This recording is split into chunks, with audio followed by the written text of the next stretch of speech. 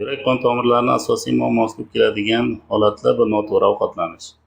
Ya'ni oqsilga boy, yog'li ovqatlarni doimiy iste'mol qilish bu qon tomiridagi bo'ladigan xolesterin miqdorini oshib ketishi hisobiga qon tomirlarda hosil bo'ladigan plakchalar deymiz, bu qon tomirida torayishiga olib keladi.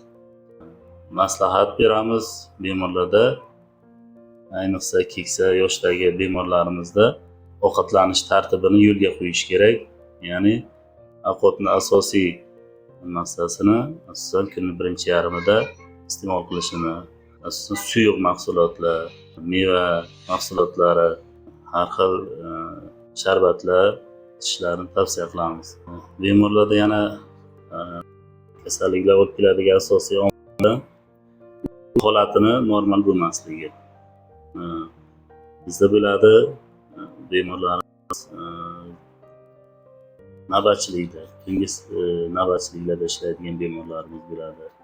Yoki yuqorida aytib o'tganimizdek asab sistemasidagi doimiy stresslar, muammolar, asab buzilishi bilan kechadigan, hayot kechadigan bemorlarimizda uyqudagi muammolar kelib chiqadi.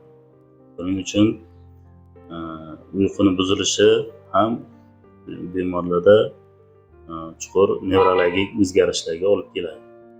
Ya'ni ruhiy holatini buzilishi,